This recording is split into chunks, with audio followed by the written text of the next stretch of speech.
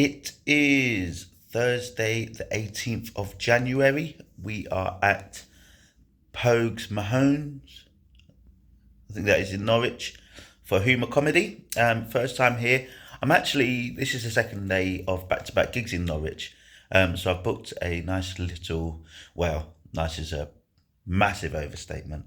I booked a cheap, I don't know, what would you call it? I guess like an Airbnb, a bed in a room sort of thing. It's pretty nasty, I'll be honest. It was cheap. The Wi-Fi's not working. It's a bit gross. You can see this fucking bug that I squashed on the back of the wall. So yeah, fun times. Starting to get this gig life going. I might have to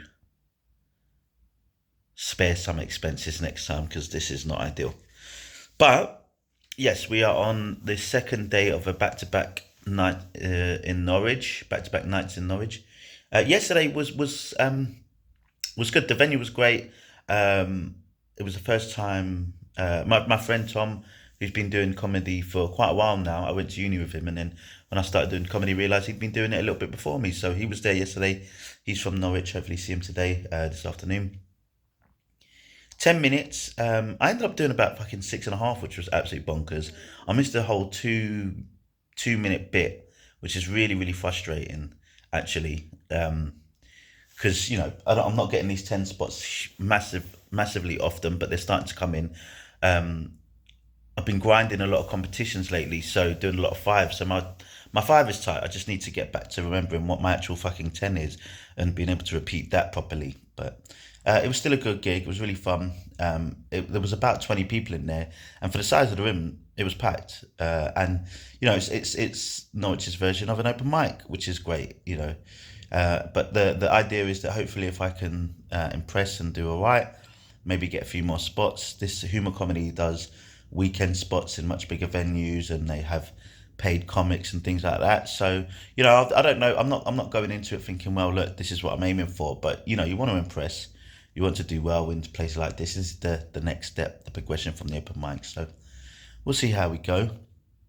I booked this room for the fucking day, but I really don't know. Yeah, it's pretty nasty. I'll be honest, there's a couple bed bugs as well. I've seen about half a dozen. I don't know why I'm still in this fucking bed now. But I've got nowhere else to go. Either that or outside in the fucking freezing weather. So I'm kind of fucked. Yeah. If you see out on the window ledge, I put some milk and fruit in the fridge. Even the fridge is fucking frozen. Let's have a coffee and just put iced milk in it, which was ridiculous. Yeah. Why did I do this? I should have just gone to work.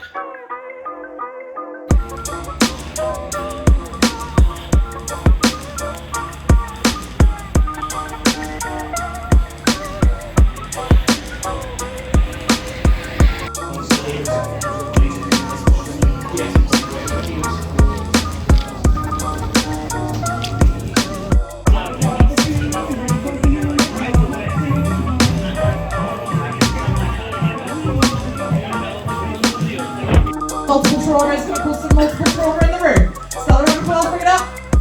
Come on, Craig, come on. I'm not saying you do it, you can clap. Bring that room closer, bring it up, please. Welcome to the stage, Fabulous Crew Party! Hello everyone, how you doing my people, you alright? Yeah, you good? I am one of the Londoners, so it's good that you know that because I'm not really here to do some comedy, I'm here to rob you. Steal your fucking money, alright? I'm big on black and how to use it. Has anyone got any New Year's resolutions? Yeah, no one? That's fine, I do. It's to lose weight, obviously. But they say like when it comes to New Year's resolutions, New Year, new me. I'm just trying to be the old me, I'll be honest. Just getting worse from here on out. I never really understood why childhood obesity was such a big deal, and then I became an adult. It's fucking unbelievable being a fat adult. Tying my shoelaces when I was a kid, so much easier. Close to the floor. Now if my shoes are untied, I just look down at disappointment. If I lose a shoe, say la vie. Must do it, you know what I mean? But or anyone doing dry January? Not really, because you're here in a pub, dingy basement. You're like so-so. How does so-so dry January do? It's like only drink in the morning. You know what I mean? Half the day. No. You know, dry January, right? People say, they go, oh, why are you doing that? Why are you not drinking? For me, if you need to take a month off drinking, you should stop. Absolutely. You are a fucking liability. You know? Because we all have that liability in our groups, right? I mean, if you don't, then you probably are that. You know what I mean? Look at you. You're all sitting in silence, you fucking scumbags. Yeah. We've got one guy in our group who's a liability. His name's John. Right? And we went on a stag do a couple of years back. We went to Germany to watch some football. And, you know, I don't know if anyone knows, when you go to a German football match, you can actually drink throughout the entire game, unlike here, because we're assholes. My friend John, right, I think it was like 10 minutes into the game, he goes, oh, does anyone want a drink? I'm like, yeah, sure, no problem. He went out, we didn't see him for 3 days. Fucking disappeared off the face of the earth. Do you know what I mean? All we did is appear back home in jail. Don't know how that happened. But yeah, you know what I mean. But yeah, my name's Chris Alley. I've been doing comedy for about almost 2 years, so back when I had a bit of hope. It's been going pretty well, I'll be honest, it's been going pretty well. I've been getting some good feedback here and there. Not here. It's great to be here in this basement. You know, people have been coming up to me after gigs and saying, Chris, I really like your comedy, but it's just a bit too black. I mean, like, what do they expect? For me to joke like I'm a white person? Yeah. I don't like skiing. What even is a dad?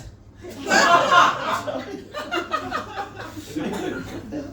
remember the first time someone came up to me after a gig and told me my comedy was too black. I almost spat the fried chicken out my mouth. I was so angry, I just wanted to shank them. I remember when the first time I heard it, I went home to tell my dad about it and I realised, oh, I haven't got one. Too black, do you know what I mean? Too black. I think it's because, right, you know, in the last few years, people have been talking about privilege a lot, right? And I think as a black person, we have privileges too. Like, we get to say things that white people don't get to say, right? Like, I can dance, hey. So, that was an easy joke. But I think it's because, I heard this saying, right? And it's, not all white people are racist, but all racists are white. Do you know who said that? Some black cunt. That's alright, you don't need to be uncomfortable. I said it, it's cool, it's fine. But we've got actually, it's a small group here, so if anyone, you don't need to cheer, you can just put your hands up. Is anyone here a football fan?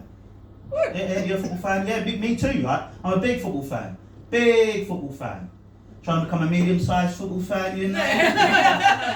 Been holding on to that Christmas weight since 2012.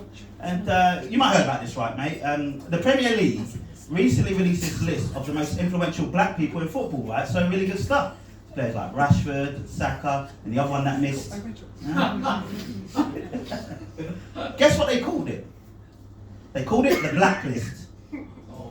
I know, I didn't even write that. I mean, like, what are these idiots going to come up with next? The most influential Slovakians in football, and call it the checklist? You know what I mean? Like, I understand, like, they're trying to recognise black people, but calling a list of black excellence a blacklist is almost as bad as making an all-black political party and calling that party slave labour. No. Hey, that's a good joke, alright? Don't you make that noise back there. Stand by it. I like it, alright?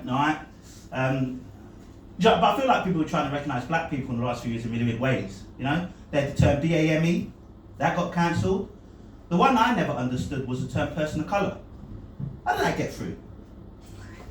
Yeah? No, because like the term person of colour means someone that isn't white. Now for me, any term that puts me and Lucy Liu in the same category, it's got to be a mistake. You know, she's a 5'2" Asian woman that looks like she can fit in most people's pockets. And I'm not. I'm a 5'10", 18 stone black guy. I can barely fit in most smart cars. You know, we are not the same people. Right? I don't know about you, right? But growing up, the term colours was like the Disney version of the N-word. It was.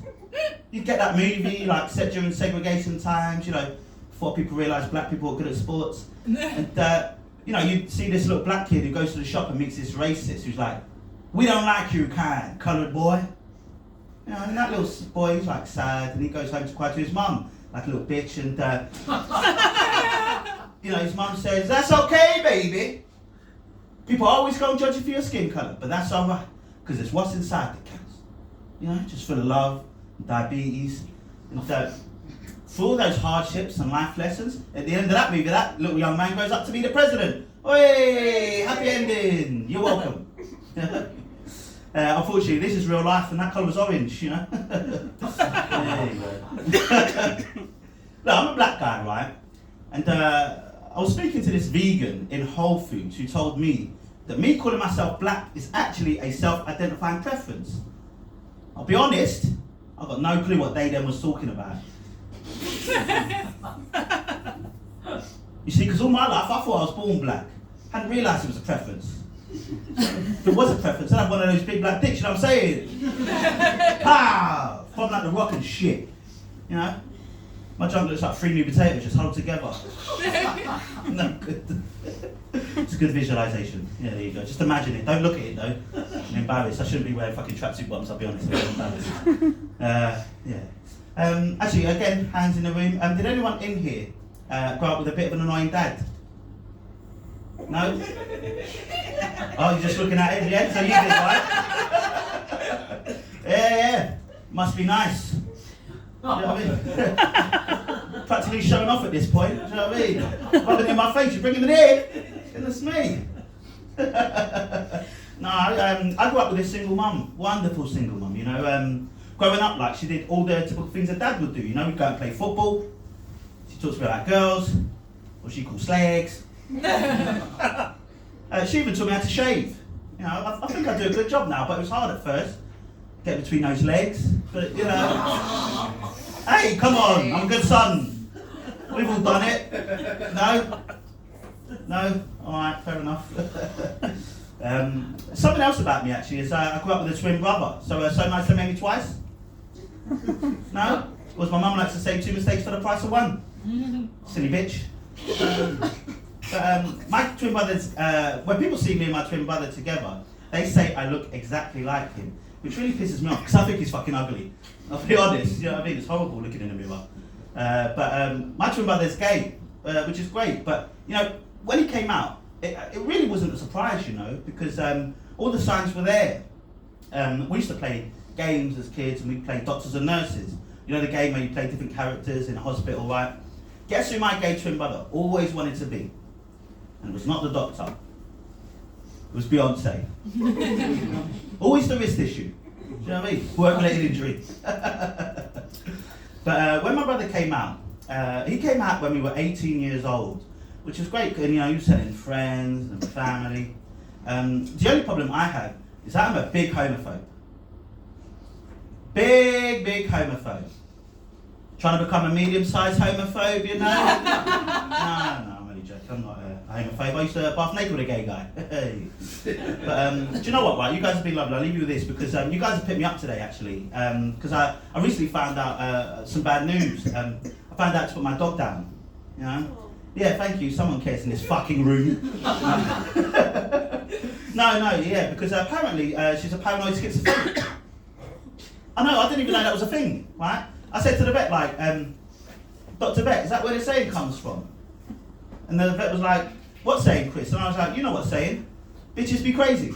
Look at that, the look of disappointment over here. Do you know what? You guys have been an absolute treat. You're in for a hell of a night. Have a good night. Chris Alley's first and last appearance here after that joke. Probably. So just finished. It's halfway there, but I'm gonna drive home now because we've got a couple of hours there and I've got work tomorrow. Do you know what? Really enjoyed that. I was a little bit disappointed myself yesterday from forgetting a few bits, and so it really forced me to. Yeah, I think sometimes it's good to, I guess, for lack of a better term, be humbled or not get too complacent. And I really thought about my set today. Tried to make sure it was tight as shit, because that's what it needs to be, regardless of who's in the room. There could be one person, there could be fucking 10, 20, 50. If there's no one there, then at least it gives an opportunity to, alright, let me just think about the structure. The feedback there is always going to be a bit tough if it's a small room, there's lights in there, but they seem to enjoy it. had the new bits at the beginning, which, you know, I think has some legs to it maybe, but it's starting to find a bit of structure. And just, you know, it was a weird 2 days. Really enjoyed it being in Norwich. Seemed to be getting some half decent feedback from them. And yeah, Chris on tour hopefully throughout this year. It's going to be fucking expensive for the petrol and the trains, but, you know, maybe we'll get a few more pay gigs out here. But yeah, I'm going to get out of this fucking freezing cold. My car's going to be an absolute fucking nightmare. But yeah, we are on to the next one.